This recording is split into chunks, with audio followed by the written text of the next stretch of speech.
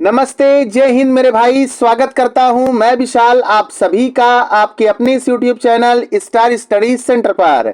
इस वीडियो के माध्यम से हम लोग देखेंगे मां पाटेश्वरी यूनिवर्सिटी बलरामपुर और उससे एफिलिएटेड कॉलेजेस के बीएससी थर्ड सेमेस्टर में जूलॉजी सब्जेक्ट जिन्होंने लिया है, पढ़ाई कर रहे हैं, उनके लिए जो है सिलेबस क्या रहने वाला है और थर्ड सेमेस्टर में आपका एग्जाम पैटर्न क्या रहेगा, कितने मार्क्स का क्वेश्चन पेपर रहेगा और कितने मार्क्स का आपका इंटरनल असेसमेंट या कह लीजिए प्रैक्टिकल एग्जाम होगा, पेपर हमारा सब्जेक्टिव होगा या ऑब्जेक्टिव होगा, इन सभी बातों पर चर्चा करेंगे और कौन कौन से टॉपिक्स इंक्लूड किए गए हमारे सिलेबस में जो कि हमें इस बार पढ़ना है। तो आइए इस वीडियो को स्टार्ट करते हैं। यहाँ पे देखिए भैया, एमपीयू बीएलपी की जब बात की जाती है, एमपीयू बीएलपी की जब बात की जाती है तो इससे देखिए टोटल 4 जिलों के कॉलेज एफिलिएटेड हैं। गोंडा जिला आपका, देन उसके बाद में बलरामपुर जनपद, उसके बाद में सर श्रावस्ती जनपद और उसके बाद में सर आपका बहराइच जनपद। ये 4 जनपद देवी पाटन मंडल के हैं जो कि मां पाटेश्वरी विश्वविद्यालय बलरामपुर से एफिलिएटेड हैं। तो इसमें देखिए बहराइच में आपका एक कॉलेज है केडीसी, किसान डिग्री कॉलेज। ये भैया आपका ऑटोनॉमस नेचर का है, तो यहाँ का सिलेबस वगैरह थोड़ा सा डिफरेंस रहता है, हो सकता है। तो केडीसी बहराइच के जितने भी स्टूडेंट्स होंगे, आप लोग क्या करेंगे, अपने कॉलेज में अपने एचओडी से अपना सिलेबस एक बार कंफर्म कर लेंगे। बाकी यहाँ पे बलरामपुर जिले में चाहे आपका एमएलके पीजी कॉलेज बलरामपुर हो या अन्य महाविद्यालय हो, सभी में आपका यही सिलेबस लागू होगा। तो सिलेबस को समझने से पहले सबसे पहले हम लोग एग्जाम पैटर्न को एक बार समझ लेते हैं। एग्जाम पैटर्न क्या रहने वाला है, तो यहाँ पे देखिए थर्ड सेमेस्टर और जूलॉजी सब्जेक्ट की बात करेंगे, प्राणी विज्ञान की हम लोग बात करेंगे। तो इसमें देखिए आपका 75 नंबर का क्वेश्चन पेपर आएगा। इसमें आपका very short answer type questions होंगे और आपके शॉर्ट आंसर टाइप क्वेश्चंस होंगे और आपके लॉन्ग आंसर टाइप क्वेश्चंस होंगे। ये 3 प्रकार के प्रश्न पूछे जाएंगे। समय आपको 2 घंटे का दिया जाएगा और ये एग्जामिनेशन सर आपका रिटर्न पैटर्न पर आयोजित होगा। इसके बाद में जो आपका 25 नंबर बचता है, ये 25 नंबर का आपका इंटरनल असेसमेंट प्रैक्टिकल होगा। टोटल आपका 100 नंबर का जूलॉजी का क्वेश्चन पेपर रहने वाला है, आपका रिटर्न और प्रैक्टिकल मिला करके, है ना। तो जितने भी छात्र छात्राएं गोंडा जनपद से हैं, बलरामपुर जनपद से हैं, श्रावस्ती जनपद से हैं और बहराइच जनपद से हैं, तो उन सभी के लिए यह सिलेबस महत्वपूर्ण है। चलिए अब हम लोग सिलेबस देखते हैं। आप लोग स्क्रीन पर देख पा रहे हैं कि ये मां पाटेश्वरी यूनिवर्सिटी बलरामपुर का ऑफिशियल सिलेबस है। भाई सारा सिलेबस का क्रेडिट, कंटेंट का क्रेडिट मां पाटेश्वरी यूनिवर्सिटी बलरामपुर को जाता है। यहाँ पे हमने शैक्षिक उद्देश्यों के लिए कई बार सिलेबस स्टूडेंट्स नहीं डाउनलोड कर पाते हैं, जान पाते हैं, तो उससे उनका नुकसान होता है। बस एजुकेशनल पर्पसेस के लिए फेयर कॉपीराइट के तहत यूज किया हुआ है, तो ऐसा हमारा उद्देश्य है। तो यहाँ पर आप लोग देख रहे हैं भाई, सेमेस्टर आपका थर्ड रहने वाला है, ईयर आपका सेकेंड रहने वाला है। टोटल 4 क्रेडिट्स का ये क्वेश्चन पेपर रहेगा, सिलेबस है और आपका सब्जेक्ट जूलॉजी है। कोर्स कोड की बात करें हम लोग तो यहाँ पे कोर्स कोड देख लीजिए, लेकिन जब आपका एडमिट कार्ड आता है तो कई बार उस पर चेंज रहता है। तो एडमिट कार्ड पर जो कोर्स कोड छपा रहेगा वही आपको एग्जामिनेशन में जो है मानना जाएगा। कोर्स टाइटल आपका देखिए सेम है। इस बार आपको थर्ड सेमेस्टर में आपका molecular biology, bio instrumentation and biotechniques, ये आपका टाइटल रहने वाला है, यही आपको पढ़ना है। सेकेंड सेमेस्टर फर्स्ट सेमेस्टर के भांति ही आपका सिलेबस ये टोटल 8 यूनिट्स में डिवाइड किया गया है। आप लोग देख सकते हैं यहाँ पे मैक्सिमम मार्क्स 25 प्लस 75, 25 नंबर का प्रैक्टिकल और 75 नंबर का आपका question paper. Minimum passing marks as per rules, जो भी विश्वविद्यालय का नियम है। इसमें आप लोग एक साइड तो देख पा रहे हैं यूनिट का नाम और एक साइड आप लोग देख पा रहे हैं total number of lectures oblique teaching hours. ये आपके कॉलेज द्वारा प्रोवाइड किया जाएगा, है ना, कि कॉलेज आपका कितने घंटे पढ़ा करके सिलेबस कंप्लीट करता है। लेकिन हम लोग तो चाहे हार्ड वर्क करके सिलेबस और कम समय में भी कंप्लीट कर सकते हैं। तो चलिए हम ये 2 कॉलम आपको दिखाते हैं, डिस्प्ले करते हैं। यहाँ पे देखिए जो फर्स्ट यूनिट रहने वाला है हमारा, ये क्या है भैया, प्रोसेस ऑफ ट्रांसक्रिप्शन। आप लोग जानते हैं जब डीएनए से डीएनए बनता है, इटसेल्फ कॉपी करता है डीएनए, तो इस प्रोसेस को क्या कहते हैं, रेप्लिकेशन कहते हैं। जब डीएनए जो कि आपका डबल स्ट्रैंडर्ड स्ट्रक्चर है, जब इससे सिंगल स्ट्रैंडर्ड स्ट्रक्चर बनता है, दैट इज कॉल्ड आपका आरएनए। तो सर जब डीएनए से आरएनए बनता है तब उस प्रोसेस को हम लोग क्या कहते हैं, ट्रांसक्रिप्शन के नाम से जानते हैं। तो ये आपका प्रोसेस ऑफ ट्रांसक्रिप्शन पहला यूनिट है। इसमें देखिए सबसे पहले हम लोग पढ़ेंगे fine structure of gene. Gene क्या है, इसका एक बढ़िया सा संरचना वगैरह पढ़ेंगे। फिर सर पढ़ेंगे आरएनए पॉलीमरेजेस, आपके फर्स्ट है, सेकेंड है और थर्ड टाइप्स हैं, ये सबको पढ़ेंगे। फिर हम लोग पढ़ेंगे transcription factors and machinery. Transcription कैसे होता है, उसमें कौन कौन से फैक्टर्स इन्वॉल्व होते हैं, इन सब चीजों के बारे में हम लोग पढ़ेंगे यहाँ पे ट्रांसक्रिप्शन फैक्टर्स वाले टॉपिक में। अगला टॉपिक देखिए formation of the initiation complex. जब ट्रांसक्रिप्शन का इनिशिएशन होता है तो उस दौरान इनिशिएशन कॉम्प्लेक्स का फॉर्मेशन होता है, तो ये प्रक्रिया कैसे होती है यही हमको पढ़ना रहेगा। देन इसके बाद में इनिशिएशन पढ़ेंगे, कहने का मतलब ट्रांसक्रिप्शन को शुरू किया गया। इसके बाद में एलोंगेशन, प्रक्रिया को बढ़ाया गया, लंबा किया गया, खींचा गया।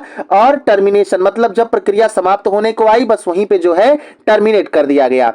Of transcription in prokaryotes and eukaryotes. इसमें देखिए प्रोकैरियोट्स यानी कि ऐसे जीव लिविंग ऑर्गेनिजम्स जिनमें प्रोकैरियोटिक टाइप ऑफ सेल पाया जाएगा, तो उनमें ट्रांसक्रिप्शन का इनिशिएशन, इलॉन्गेशन एंड टर्मिनेशन।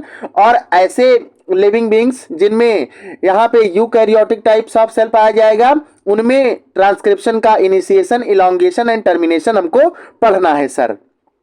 चलिए, तो आपका यूनिट फर्स्ट इस प्रकार से हुआ। अब हम लोग यूनिट सेकंड को देखते हैं क्या पढ़ना है। ये है दोस्त आपका प्रोसेस ऑफ ट्रांसलेशन। देखिए जब आरएनए बना लिया जाता है और आरएनए से जब भैया देखिए प्रोटीन बनता है, तो इस प्रोसेस को हम लोग क्या कहते हैं, ट्रांसलेशन कहते हैं। हिंदी में बात कर लें तो अनुवादन कहा जाता है। तो जब आरएनए से हमको प्रोटीन बनाना है तब प्रोसेस ऑफ ट्रांसलेशन होगा। इसमें सबसे पहला टॉपिक हम लोग पढ़ेंगे जेनेटिक कोड क्या होता है। यहाँ पे दूसरा टॉपिक हम लोग पढ़ेंगे राइबोसोम। राइबोसोम का यहाँ पे प्रोटीन सिंथेसिस में बहुत ही बड़ा रोल होता है, protein factory of the cell के नाम से जानते हैं। तो राइबोसोम एक बहुत इंपॉर्टेंट टॉपिक है, आपके एग्जाम में कई बार 5 नंबर में सवाल या 15 नंबर में भी सवाल पूछा जाता है डिफरेंट यूनिवर्सिटीज के मार्किंग पैटर्न के अकॉर्डिंग। हम लोग बात करेंगे एमपीयू बीएलपी का ही सिर्फ आगे, जैसे जैसे हम लोग लेक्चर लेंगे। आगे देखिए फैक्टर्स इन्वॉल्व इन ट्रांसलेशन। जैसे कि ट्रांसक्रिप्शन में फैक्टर्स इन्वॉल्व हुए थे, उसी तरीके से ट्रांसलेशन में भी फैक्टर्स होते हैं जो शामिल रहते हैं, तो उनके बारे में पढ़ेंगे। इसके बाद में देखेंगे एमिनो एसाइलेशन ऑफ टीआरएनए, है ना, टीआरएनए आइडेंटिटी और amino acyl tRNA synthetase. Amino acyl tRNA synthetase, tRNA की बात करें तो आपका ट्रांसफर राइबोन्यूक्लिक एसिड है, तो इसके बारे में पढ़ेंगे। देन उसके बाद में देखिए इसी ट्रांसलेशन का प्रोकैरियोट्स और यूकैरियोट्स में इनिशिएशन, प्रारंभन, इलॉन्गेशन, आपका विस्तार और टर्मिनेशन। तो ये हमको यूनिट सेकंड में पढ़ना रहेगा। अब चलिए यूनिट थर्ड की बात करते हैं। यूनिट थर्ड का नाम है भैया regulation of gene expression first. ये regulation of gene expression, gene कैसे एक्सप्रेस होगा इसको रेगुलेट करने का ये यूनिट है। इसमें सबसे पहला हम लोग पढ़ेंगे क्या, regulation of gene expression in prokaryotes. Prokaryotes में जीन कैसे एक्सप्रेस होगा उसका रेगुलेशन। इसमें lac and TRP operon in E coli. Escherichia coli में लैक ओपेरान चलता है, जैकब और मोनॉट द्वारा दिया गया, और इसी तरीके से आपका टीआरपी ओपेरान होता है ना। तो ये इकोलाई में ये बहुत महत्वपूर्ण है, यह भी 15 नंबर में पूछा जाता है, तो ये टॉपिक हम लोग पढ़ेंगे। इसके बाद में सेकंड टॉपिक देखिए, ये है आपका regulation of gene expression in eukaryotes. अब यूकैरियोट्स में पढ़ेंगे role of chromatin in gene expression. Chromatin जो है इसका जीन एक्सप्रेशन में क्या भूमिका है। इसके बाद में देखिए अगला दिया गया है regulation and the transcriptional level. Regulation जो है ट्रांसक्रिप्शनल लेवल पर कैसे होता है ना, कब होता है, तो इसके बारे में पढ़ेंगे। पोस्ट ट्रांसक्रिप्शनल मॉडिफिकेशंस, है ना, जिसमें आपका कैपिंग है, स्प्लाइसिंग है, पॉलीएडेनाइलेशन है। देखिए ट्रांसक्रिप्शन जब हो जाता है, कहने का मतलब है डीएनए से जब आरएनए बना दिया गया, तो अब इस आरएनए में क्या मॉडिफिकेशन संभव है, कैपिंग है, आरएनए स्प्लाइसिंग है, पॉलीएडेनाइलेशन है, ये सारी चीजें है ना। जब लेक्चर्स लेंगे तो इसमें आपको सब बढ़िया तरीके से समझ में आएगा। इसके बाद में देखिए आरएनए एडिटिंग आपका एक टॉपिक है, इसको भी हमको पढ़ना है। चलिए अब यूनिट 4 को हम लोग देखते हैं बिल्कुल अच्छे तरीके से। यूनिट 4 क्या दिया गया है sir? Regulation of gene expression second. अब ये सेकंड है, रेगुलेशन ऑफ जीन एक्सप्रेशन आपके लिए मोस्ट इंपॉर्टेंट है, इसको पढ़ के जाना ही है। फर्स्ट और सेकंड दोनों, यहां से आपके 30% सवाल जान लीजिए कवर हो जाएंगे। तो देखिए regulation of gene expression in eukaryotes, इसके बाद में regulation at the translational level, वहां पे हमने ट्रांसक्रिप्शनल लेवल पे पढ़ा था, जब आरएनए बन गया था तो मॉडिफिकेशन। ऐसे ही जब प्रोटीन बन जाएगा तो प्रोटीन की फोल्डिंग होती है, ये सारी चीजें हमको पोस्ट ट्रांसलेशनल मॉडिफिकेशंस में पढ़ना है। इसके बाद में देखिए इंट्रासेलुलर प्रोटीन डिग्रेडेशन, कैसे प्रोटीन डिग्रेडेट होता है ना। उसके बाद में देखिए जीन साइलेंसिंग पढ़ना है, आरएनए इंटरफेरेंस पढ़ना है, आरएनए आई के रूप में हम लोग इसको जानते हैं। ये था आपका यूनिट 4। अब आइए यूनिट 5 को देखते हैं। यहां से आपका इजी थोड़ा सा टॉपिक स्टार्ट होता है और आपका इंटरेस्टिंग टॉपिक भी है। इसमें देखिए आपका दिया गया है principles and types of microscopes. Microscopes के प्रिंसिपल क्या होते हैं, जैसे इलेक्ट्रॉन माइक्रोस्कोपी किस प्रिंसिपल पर कार्य करती है ना। फ्लोरेसेंस माइक्रोस्कोप किस उस पे काम करता है प्रिंसिपल पे। फेज कंट्रास्ट माइक्रोस्कोप किस पर काम करता है, किस प्रिंसिपल पे। और टाइप्स ऑफ माइक्रोस्कोप्स, जैसे देखिए principles of microscopy and applications. Then उसके बाद में टाइप्स ऑफ माइक्रोस्कोप्स के प्रकार, इसमें लाइट माइक्रोस्कोपी आपके सिलेबस में है, डार्क फील्ड माइक्रोस्कोपी आपके सिलेबस में है, फेज कंट्रास्ट माइक्रोस्कोपी आपके सिलेबस में है। इसके बाद में फ्लोरेसेंस माइक्रोस्कोपी आपके सिलेबस में है, कन्फोकल माइक्रोस्कोपी आपके सिलेबस में है, एंड यहां पे मोस्ट इंपॉर्टेंट इलेक्ट्रॉन माइक्रोस्कोपी आपके सिलेबस में है। या भी दो प्रकार का, एक तो टाइप हम लोग जानते हैं सेम स्कैनिंग, और एक हम लोग जानते हैं यहां पे टेम, है ना। तो सब कुछ आपको समझ में आएगा जैसे जैसे लेक्चर्स आप लोग देखेंगे। आगे देखिए 6 नंबर का यूनिट है, इसका नाम है सेंट्रीफ्यूगेशन एंड क्रोमेटोग्राफी। अब इसमें principles of centrifugation, types of centrifuges, जैसे हाई स्पीड और अल्ट्रा सेंट्रीफ्यूज है। यही अल्ट्रा सेंट्रीफ्यूज है जो कि डिसाइड करता है कि 70s राइबोसोम कौन सा होगा, 80s राइबोसोम कौन सा होगा। आगे देखिए टाइप्स ऑफ रोटर्स, रोटर्स के प्रकार, vertical rotor, swing out rotor, fixed angle rotor, etc. इसके बाद में आपका principles and types of chromatography है। क्रोमेटोग्राफी के प्रिंसिपल्स और टाइप्स कौन कौन से, तो paper chromatography, thin layer chromatography, column ion exchange chromatography, gel filtration है, एचपीएलसी एफिनिटी है। ये आपके सिलेबस में इंक्लूड किया गया है। यकीन मानिए बहुत ही इजी आपका है, जब आप लोग लेक्चर्स देखने लगेंगे, पढ़ने लगेंगे तो सबको समझ में आएगा। देखिए अगला यूनिट है 7 नंबर का, इसका नाम है स्पेक्ट्रोफोटोमेट्री एंड बायोकेमिकल टेक्निक्स। अब बायोकेमिकल टेक्निक्स और स्पेक्ट्रोफोटोमेट्री में तो सबसे पहले हम लोग स्पेक्ट्रोफोटोमेट्री को देखेंगे। इसमें कलोरीमेट्री है एंड स्पेक्ट्रोफोटोमेट्री है। इसमें बियर लैम्बर्ट लॉ बहुत पूछा जाता है, और एब्जॉर्प्शन स्पेक्ट्रम क्या होता है ये पढ़ना रहेगा। अगला देखिए सेकंड टॉपिक है आपका यूनिट 7 का, बायोकेमिकल टेक्निक्स। बायोकेमिकल टेक्निक्स कुछ है इसमें, मेजरमेंट ऑफ पीएच का मापन, preparation of buffers and solution, buffer and solutions कैसे तैयार होते हैं इनके बारे में। देन लास्ट टॉपिक देखिएगा यूनिट 7 का, इसमें पढ़ना है मेजरमेंट, मापन, एप्लीकेशंस, अनुप्रयोग and safety measures of radio tracer techniques. Radio tracer techniques कुछ होते हैं, उनका मेजरमेंट, एप्लीकेशन कहाँ यूज किया जाएगा, और यूज करते समय है ना सुरक्षा मानक, सेफ्टी मेजर्स। चलिए दोस्त लास्ट यूनिट को हम लोग कवर करते हैं। 8 यूनिट आपका नाम है मॉलिक्यूलर टेक्निक्स। मॉलिक्यूलर टेक्निक्स में आपका nucleic acid fractionation, detection bye electrophoresis, DNA sequencing, polymerase chain reaction that is PCR पढ़ना है, प्राइमर डिजाइनिंग पढ़ना है, डीएनए फिंगरप्रिंटिंग पढ़ना है ना। आपने सीआईडी वगैरह बहुत देखा होगा, तो उसमें मिलाते हैं भैया डीएनए मैच हुआ कि नहीं हुआ।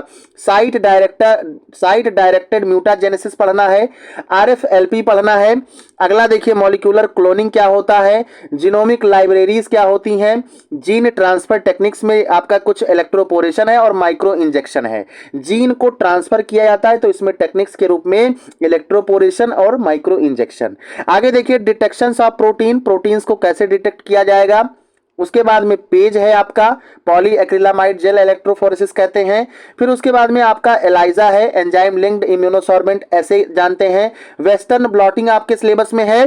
और दोस्तों यहाँ पे हाइब्रिडोमा टेक्नोलॉजी आपके सिलेबस में है। तो ये था आपका बीएससी थर्ड सेमेस्टर का सिलेबस। अब देखिए कुछ पढ़ने के लिए आपको रीडिंग्स दी गई हैं। ये किताबें भैया महंगी भी आती हैं, लेकिन आप लोग इसका पीडीएफ वगैरह डाउनलोड कर सकते हैं। तो इसमें देखिए सेल बायोलॉजी के लिए आप लोग क्या पढ़ सकते हैं भैया, लॉडिस एटाल मॉलिक्यूलर सेल बायोलॉजी के नाम से आता है, फ्रीमैन एंड को। उसके बाद में एल्बर्ट्स एटाल आता है, कूपर का सेल बायोलॉजी आता है, मॉलिक्यूलर अप्रोच है। कार्प का आता है सेल एंड मॉलिक्यूलर बायोलॉजी, विले का।